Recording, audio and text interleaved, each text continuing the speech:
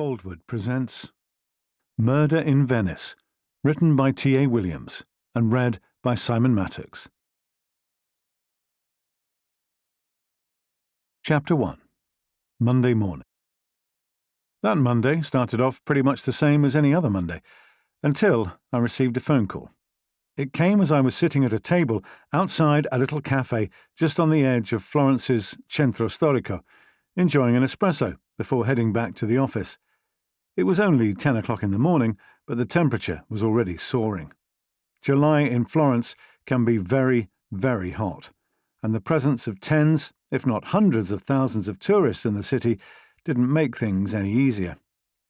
Oscar was sprawled in the shade at my feet with his tongue out. Although he was born here, it can't be a bundle of fun walking around in a black fur coat all the time. It had been a potentially stressful last half hour, and I had brought him along in the hope that his presence might be of some comfort to Signora Benedetti, but as it had turned out, his presence, while welcome, hadn't been necessary. In my relatively new career as a private investigator, it hadn't taken me long to realize that a considerable amount of my time was going to be occupied with cases involving marital infidelity. Whether this is a reflection on the dubious quality of television here in Italy, or whether there's some deep-rooted Latin lover instinct buried inside so many Italian men, it had rapidly become clear to me that a considerable proportion of the Italian male population view fidelity as a challenge rather than an obligation. This morning, I had had to break the news to a client named Signora Benedetti that her suspicions about her husband had been fully justified, and I had handed her over a collection of incriminating photos of him with his paramour to prove it. Interestingly, her reaction had not been what might have been expected. Instead of anger or grief, I had distinctly sensed satisfaction, and it hadn't taken me long to work out that she was only too pleased to have been handed the proof she needed to divorce him and make a fresh start.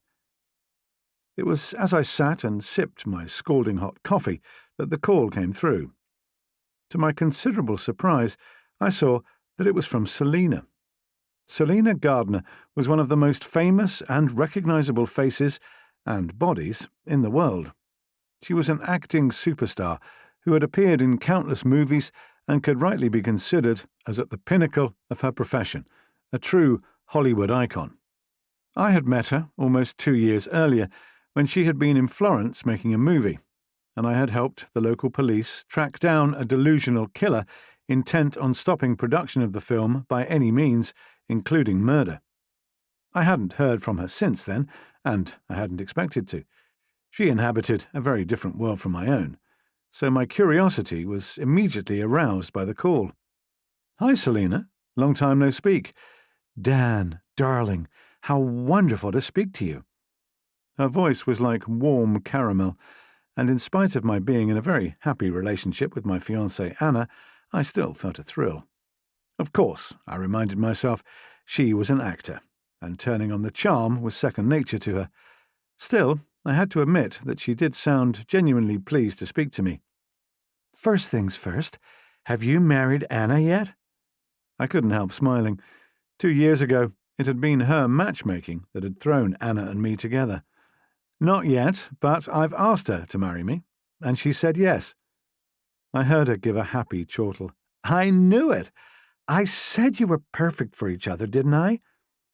She didn't give me a chance to reply. "Do give her my love, won't you?" I promised her that I would, and we exchanged a few more pleasantries. She told me she was in Paris to pick up an award. She sounded less than thrilled at the prospect of yet another accolade, but that it was a flying visit, and she wouldn't have time to come to Tuscany. She promised that she would come sooner or later, and I said she was always welcome.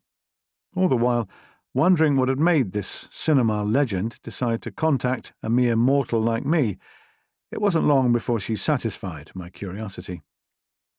"Dan, darling, you've heard of Alice Graceland, haven't you?" I certainly had. The Alice Graceland. Alice Graceland was another superstar of the cinema, British rather than American, probably around my age. Over the past 4 decades, she had been every bit as much of a celebrity as Selina was now. starting as a stunningly beautiful starlet, playing opposite cinema legends and household names. Over the past 10 years, she had become known to television viewers the world over for her role as Eliza Banbury, super sleuth, a modern-day, younger and sexier Miss Marple, with a plethora of movies and TV series to her name. I, like so many of my contemporaries, had enjoyed watching the beautiful Englishwoman as she solved apparently insoluble crimes from London to Los Angeles. What, I wondered, had such a celebrity to do with me? Selina didn't leave me in suspense for long. Yes, I've known Alice for years now. I've acted alongside her a few times, and we live not far from each other in Beverly Hills. Anyway, we were talking, and she wants you to call her. She wants to talk to me.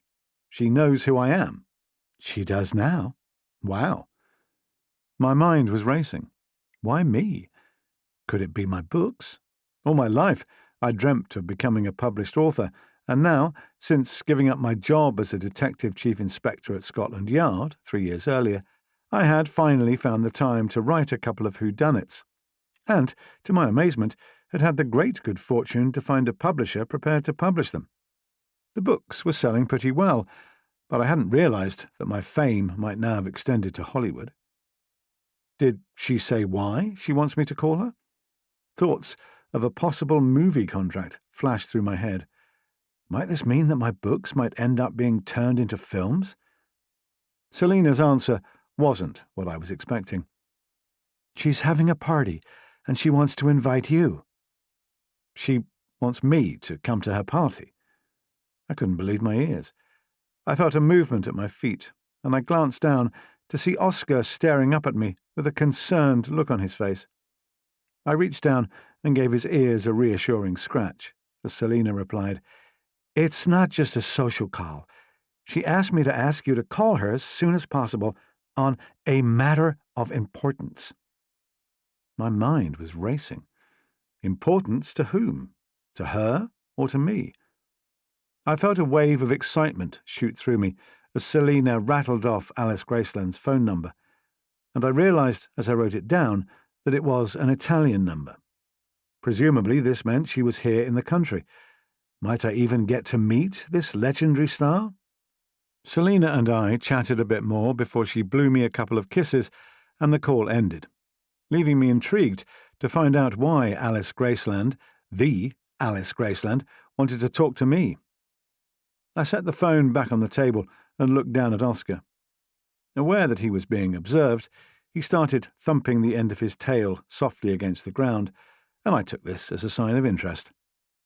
"Alice Graceland, Oscar? Do you know what this might mean?" No doubt stirred by the enthusiasm in my voice, he pulled himself to his feet and looked up at me with his head resting against my knee. "Alice Graceland is a big, huge star, just about as big as it gets. Cinema and TV royalty, maybe even bigger than Selina. If she wants to see me, might this mean she's read my books? Could this be the start of something amazing?" The end of his tail wagged another couple of times before he decided that he would leave me to make the phone call by myself. He settled back down again with a sigh, and I saw his eyes close as he relaxed once more. As I looked down at him, I reflected that I would do well to follow his example. There was no point in getting too excited at this stage. Alice Graceland was most likely interested in employing me in my role as a private investigator, no doubt on the recommendation of Selina. She probably didn't even know I'd written the books. Alternatively, maybe she was simply on the lookout for some information about police procedure from a real-life ex-copper to help her acting career. I made a conscious effort to dampen my enthusiasm before picking the phone up again. I swallowed the last of my coffee, almost scalding my tongue in the process, but feeling that I needed the caffeine boost before punching in the number and pressing the green button. My call was answered almost immediately by the voice of a woman who hedged her bets by giving me a bilingual greeting. "Pronto, hello?" This didn't sound like the Alice Graceland I remembered from the movies, so I assumed it to be a secretary. Presumably, the grande dame didn't answer her own phone. I spoke in English. Hello, my name's Armstrong, Dan Armstrong. I've been asked to speak to Alice Graceland. Is now a good time? There was recognition in her voice when she answered, Of course, Mr. Armstrong. I'll put you through. The line went dead for only a couple of seconds before I heard a different and instantly recognizable voice. Mr. Armstrong, hello. I'm delighted to hear from you. Thank you for calling. Hearing her voice took me back to old times, sitting on the sofa with my ex-wife, wishing I could solve crimes with the panache of Alice Graceland. Her English accent on the phone to me was far less pronounced than the posh accent she adopted in her Eliza Banbury mysteries. I took a deep breath and responded, Good morning. I'm only too happy to speak to you. Can I ask where you're calling from? I'm in Florence. I live and work here now. If you're not too busy, I'd be very grateful if you could come and see me as soon as you can. Might that be possible? If so, when do you think you could get here? Where are you calling from? Are you in Florence as well? I'm sorry, I should have said. I'm in Venice. Would you be able to come up and see me here? I thought quickly. Venice is almost 300 kilometres north of Florence. In spite of having lived in Italy now for 3 years, I had yet to visit that famous city, although it was high on my bucket list. As far as I could remember, I didn't have anything too pressing on my agenda this week. I could probably come as soon as tomorrow or Wednesday. I'll have to check with the office to see what appointments I've got. I can call you back in a couple of minutes. That sounds excellent, thank you. I do hope you'll be able to make it. I look forward to hearing from you. She sounded pleased, and when the call ended, I glanced down at Oscar. What do you reckon? Is this my entry to the wonderful world of Hollywood, or is it something more banal? Oscar's ear twitched, but he didn't bother to open his eyes, so I called Lena at the office. She is my PA, receptionist, telephonist, occasional dog walker, and friend, as well as being the wife of Virgilio, my best friend here in Italy. Commissario Virgilio Pisano is a senior police officer in the Florence murder squad, and we have a lot in common. He sometimes asks me to work alongside him, particularly when the case involves English speakers. Employing Lena has made my life a whole lot easier, not least because she handles the endless stream of Italian bureaucracy and, more importantly today, my diary. I told her I had to go to Venice, and she confirmed that she felt sure she could rearrange the only appointment I had scheduled for tomorrow so that I could head north. I asked her to do that and told her I would explain what it was all about when I got back to the office. I immediately phoned Alice Graceland back. This time, she answered the call herself. Mr. Armstrong, thanks for calling back. Are you going to be able to come and see me? Yes, indeed. I can come tomorrow.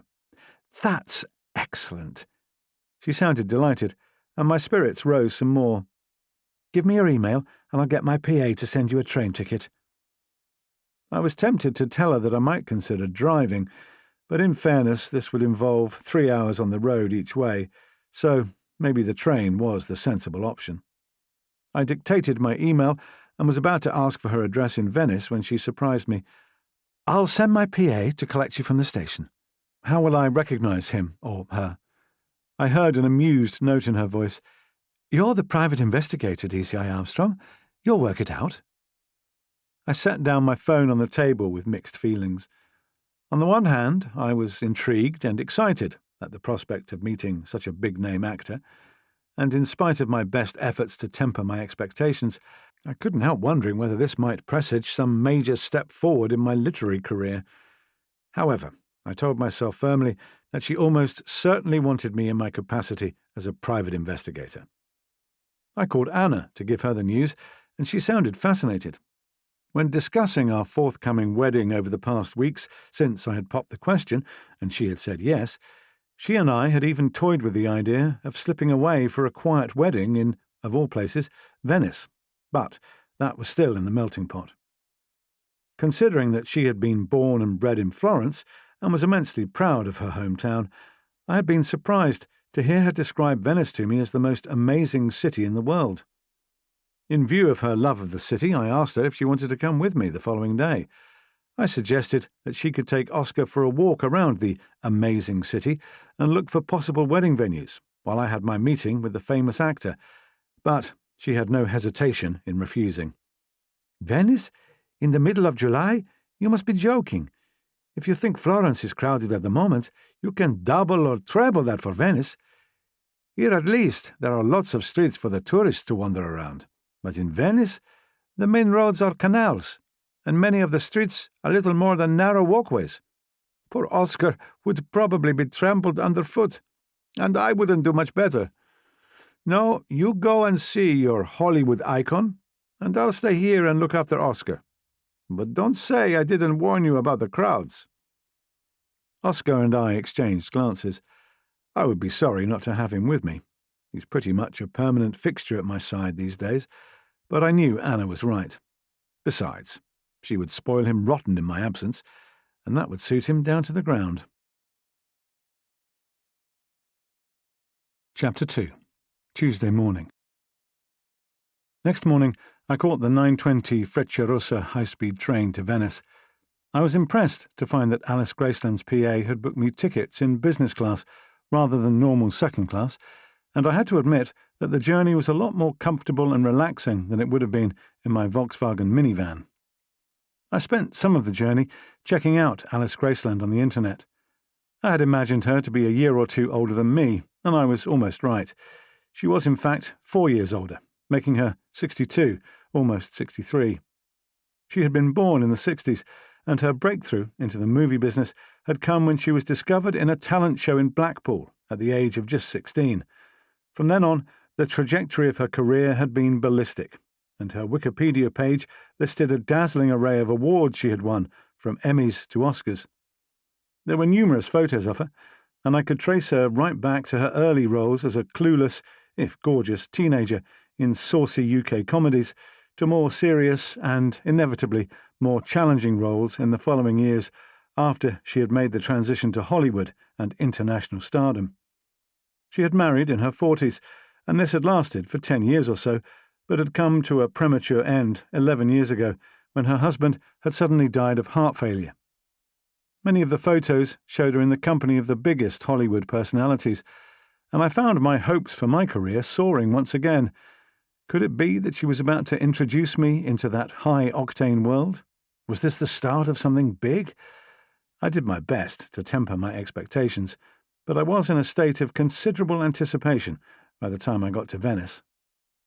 The train arrived bang on time, and the last couple of kilometres were remarkable for the fact that the railway line ran along a narrow causeway leading to the city, through the grey-green water of the Venetian lagoon that stretched out on both sides. The station, Venezia Santa Lucia, is at the end of the line, and when the train stopped, I saw all the passengers streaming along the platform towards the exit, beyond the front of the train.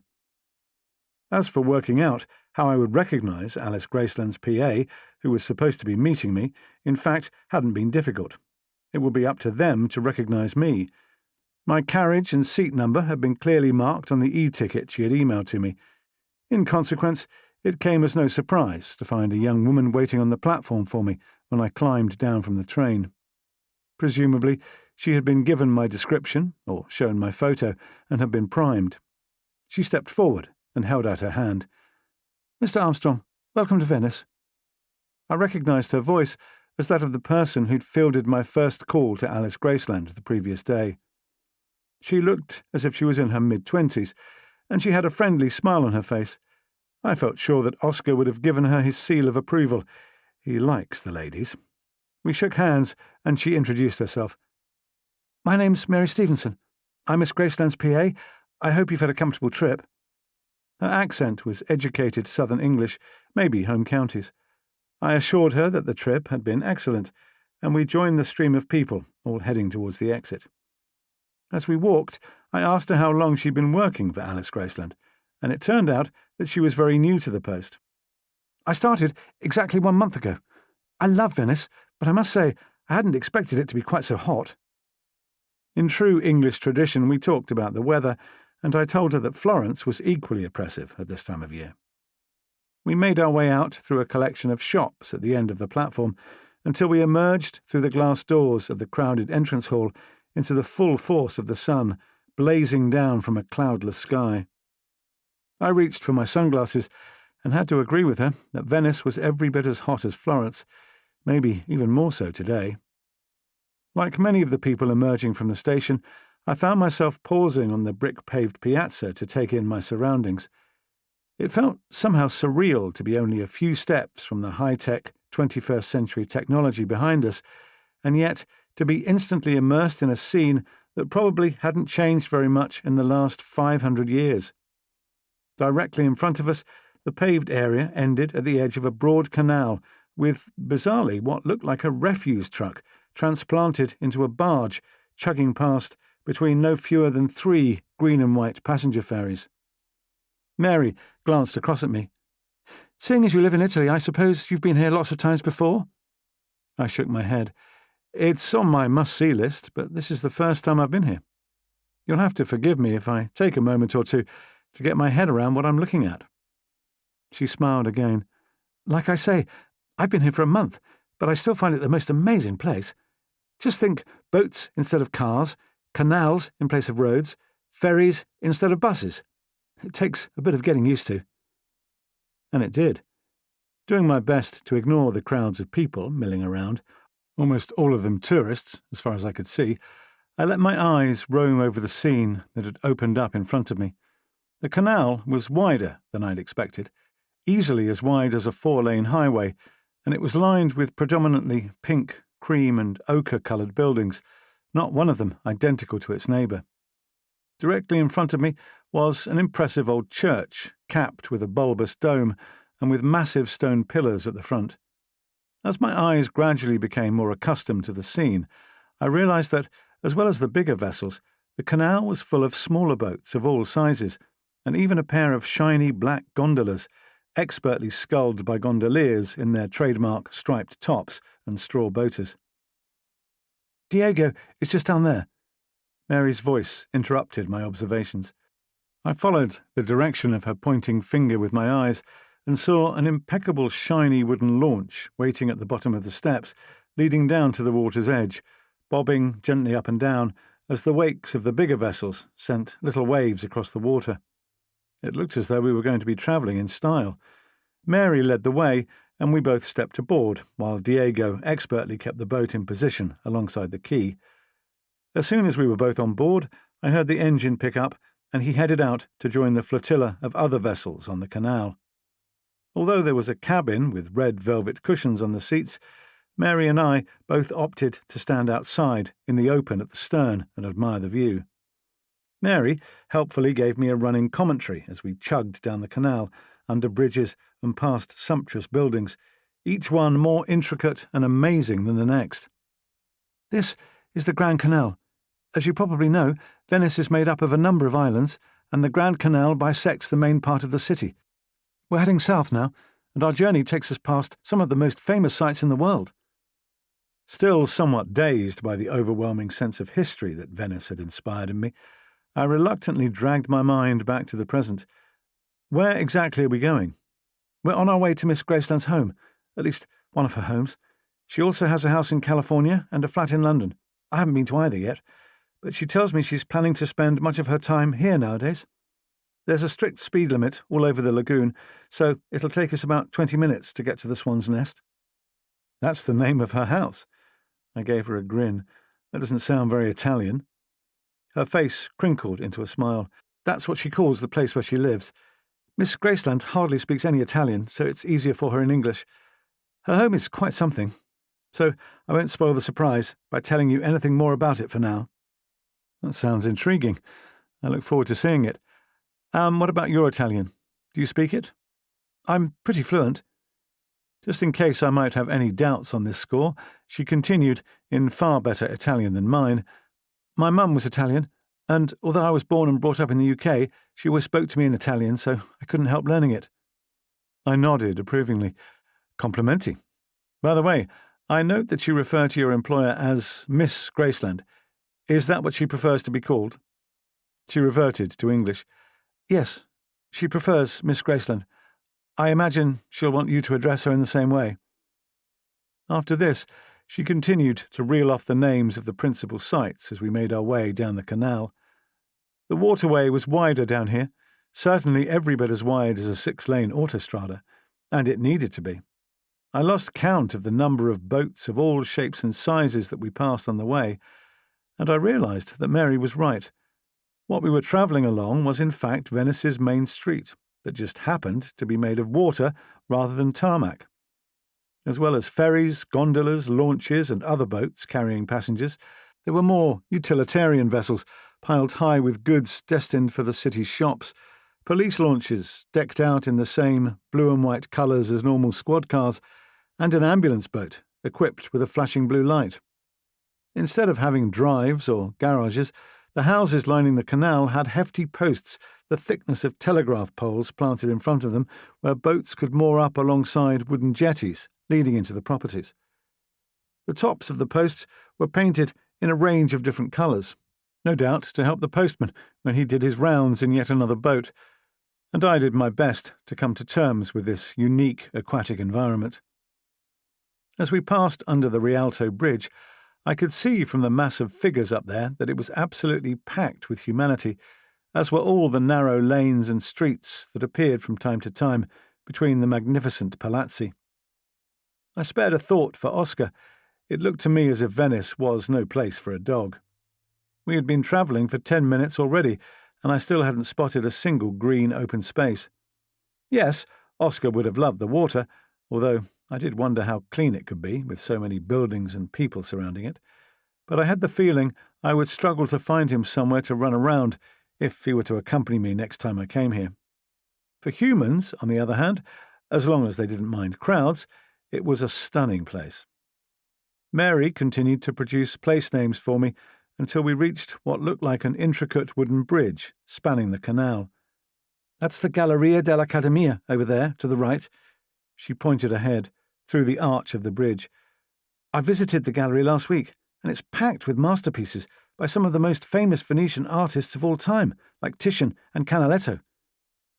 I filed that information away to pass on to Anna, although she probably knew this already, and decided to bring the conversation back to Mary's employer.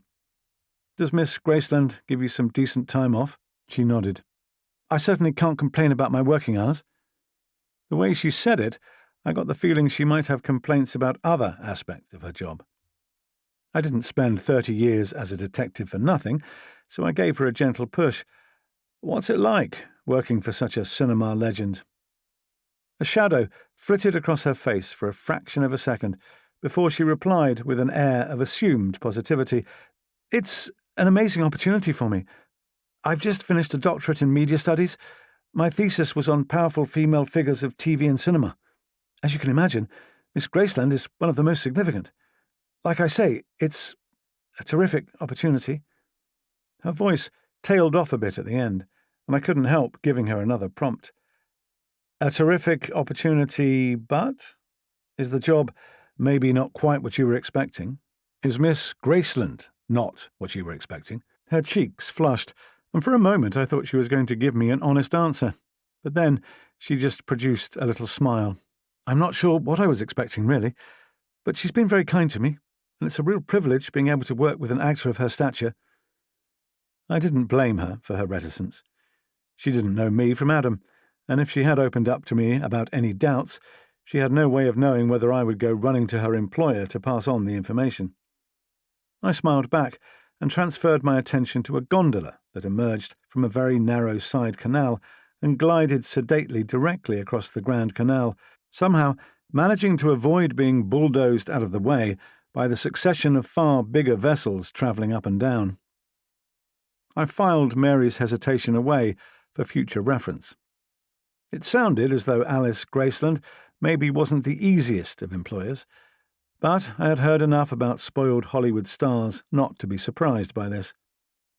At that moment, we emerged from the Grand Canal into a much wider waterway, and Mary was quick to change back to tourist guide again. "On the right are the islands of San Giorgio Maggiore and Giudecca, and up ahead on the left you can see the famous bell tower, and in a few moments we'll be able to see into St. Mark's Square. Check out the Palazzo Ducale and St. Mark's Basilica, the cathedral. It's one of the most iconic views in the world. Every time I come past here, I imagine how life must have been for the Doge, the overall ruler of the Republic, back in medieval and Renaissance times. I stood and gazed in silent awe at the view.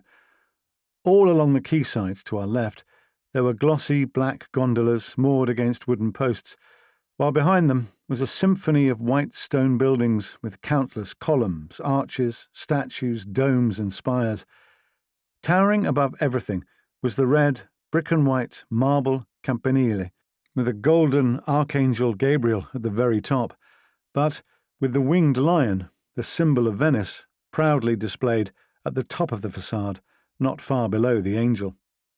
I had seen it numerous times in photos and on TV, but seeing it at first hand was stunning. Equally stunning was the mass of people filling the square. There must have been thousands of tourists milling around there, and I spared a thought for ordinary Venetians trying to go about their daily work. Certainly, being a postman trying to do his rounds here was likely to take considerable patience. The water became slightly rougher as we left the Grand Canal behind us and emerged into the open waters of the lagoon. Ahead of us was a long spit of land covered in buildings that Mary told me was the Lido, effectively the barrier separating Venice from the Adriatic Sea beyond. At first, it looked as though we were going to be heading there, but I was in for a surprise. As we approached a small island to our right, more like a fortress built of red bricks with walls the height of a 2- or 3-story house, Diego, our driver, or should that be our captain, slowed the engine, spun the wheel, and turned towards it. He drew up alongside a stone jetty below what looked like the only entrance to the fortress, an arched doorway set in the massive walls, and he expertly moored up behind a smaller wooden boat with its outboard motor tilted up out of the water. Mary shot me a triumphant glance. I said it would be a surprise, didn't I? This is one of a number of fortifications built to defend the city. This one dates back to the 14th century, and its Italian name is the Isola dei Cigni, literally the Island of the Swans. Miss Graceland bought it 2 years ago, and the builders only finished the total renovation and restructuring of the place last winter. You wait, it's amazing inside. She sounded understandably impressed. She was right to be impressed. I certainly hadn't been expecting a private island, and for a moment I found myself thinking of numerous James Bond movies involving evil villains intent on world domination living on private islands. Hopefully, I wouldn't find Miss Graceland stroking a Persian cat and threatening to feed me to her pet sharks, piranhas, or alligators. I gave Mary a smile. I've come across some amazing villas and castles in Tuscany, but nothing to compete with this. Fancy having your own island. I followed her out onto the jetty, and she led me to the arched entrance. Welcome to the Swan's Nest, Mr. Armstrong. Chapter 3. The hefty wooden door, about a foot thick and studded with nails whose heads were the size of golf balls, was open, and a stone ramp led up to the daylight beyond. As we climbed the steep slope, I did a quick calculation and reckoned that the walls were probably as much as 4 or 5 meters thick and the same kind of height. Definitely built to repel even the most determined assault. When we emerged at the top of the ramp, it was to find ourselves in a totally unexpected environment. Secluded by the surrounding walls was an enchanting subtropical garden, half the size of a football pitch, with palm trees, exotic shrubs, and at the centre, a swimming pool surrounded by lavender and rosemary bushes. All around were buildings constructed against the inside of the defensive walls, which, presumably, had once housed the garrison. I followed Mary along a paved path through the bushes to the largest of the buildings. A series of arches along the front had been glazed, and they looked out onto a charming terrace protected from the sun by a wrought-iron pergola covered in luxuriant vines. She led me along the terrace until she reached a glass door. She tapped on it, and without waiting for an answer, held it open for me. "This is Miss Graceland's study. She'll see you here. Arrivederci, Signor Armstrong." She spoke in hushed tones as she ushered me inside before closing the door quietly behind me and leaving me on my own. I stood still and took stock. It was a large room for a study, and although there was a bookcase full of books, including one whole shelf of gardening books, presumably the film star's hobby, the focal point of the room was a massive TV screen mounted on the end wall. Compared to the outside temperature, it was blissfully cool in here, and I could see that a new air conditioning system had been installed. Directly in front of me was a big, old-fashioned wooden desk with a modern office chair behind it, but there was no sign of my host. The desktop was piled high with untidy heaps of paper, most covered in scribbled handwriting, and there was a large-screen laptop closed in the centre of it. There was a fine old wooden door set in the wall to my left, presumably connecting with the rest of the house, and a pair of stylish modern sofas to the right, facing each other across a glass-topped coffee table. The vaulted brick ceiling had quite clearly been recently sandblasted, and the room had been replastered and repainted. The floor was paved with light grey marble slabs, probably not original, strewn with handsome Persian rugs, and the overall impression was of comfort and understated opulence. I heard footsteps approaching, and the door on my left opened. I turned at the sound of the door handle and found myself in the presence of a true megastar. I recognised Alice Graceland immediately, and my first impression was that she surely couldn't be over 60. She was casually dressed in a blue skirt and a T-shirt advertising the Eagles' comeback tour at Madison Square Garden, and she looked stunning. As her bright blue eyes, either by accident or design, the exact same shade as her skirt, met mine, she produced a radiant smile that threatened to reduce me to a gibbering wreck, fiancé or no fiancé. She was a stunningly attractive woman, and I found myself smiling gormlessly back at her. She walked over to where I was standing and extended an elegant hand. "Mr. Armstrong, good morning. Thank you for coming." Close up, I could see a handful of fine lines around her eyes, but she could very easily have passed for 10 or even 20 years younger than me. Mind you, a lot of people look younger than me these days. "I'm very pleased to meet you, Miss Graceland. It's an honour to meet an actor of your stature." She gave me a deprecating smile. "You're too kind. Please, take a seat. I'd like to talk to you." I sat down on one of the leather sofas facing her, and she took a seat opposite me. "The reason I've invited you here is because at the end of the month I'm having a house party, and I would like you to come." No doubt noticing my puzzled expression, which had been there since Selina had told me about the invitation, she elaborated, "I want you here in your professional capacity. I'm going to need you for your expertise as a detective, and I insist on paying you for your time." Conflicting thoughts were going through my head. There was a certain amount of disappointment, although, even in my most optimistic moments, I hadn't really been expecting her to offer to turn my books into blockbuster movies. This sense of disappointment was tempered by the thought of who might be at this party. Was I likely to find myself surrounded by famous faces, and maybe even Hollywood film producers interested in turning my books into movies? Along with this was natural curiosity to know exactly why she felt she needed the presence of a private investigator at the party. Before I could ask, she explained, "It's going to be a murder mystery weekend." I probably looked a bit vague, so she gave me more detail. "I don't know if you've ever been to one before, but the idea is that with the aid of a few actors, I give my guests a good dinner, and in the course of it, I present them with a murder, naturally."